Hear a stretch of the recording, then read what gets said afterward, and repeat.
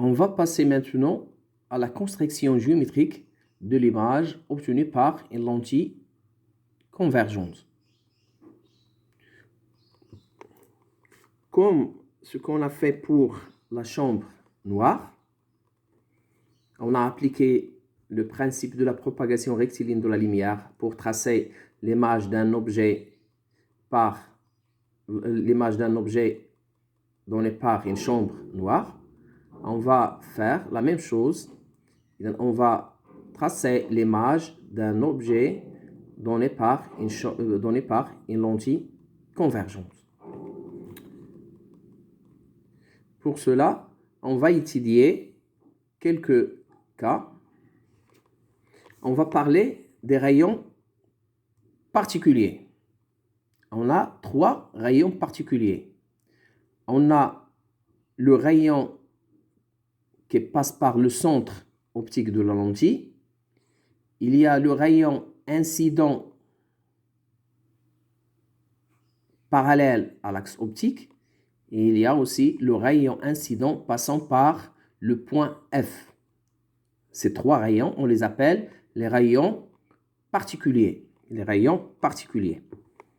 Pour un rayon incident qui passe par le centre optique d'une lentille, lorsqu'il la traverse, il ne subit aucune déviation. Il suffit de prolonger le rayon. Ici, on a 2 rayons incidents, premier et deuxième. Lorsqu'il traverse la lentille, il ne subit aucune déviation. C'est-à-dire, il suffit de prolonger le rayon. Ça, c'est un rayon émergent. Ça, c'est un rayon incident. Je répète, un rayon lumineux passant par le centre optique d'une lentille convergente n'est pas dévié. C'est-à-dire, il garde la même direction lorsqu'il traverse la lentille. Il y a le deuxième rayon, c'est le rayon incident qui est parallèle à l'axe optique de la lentille.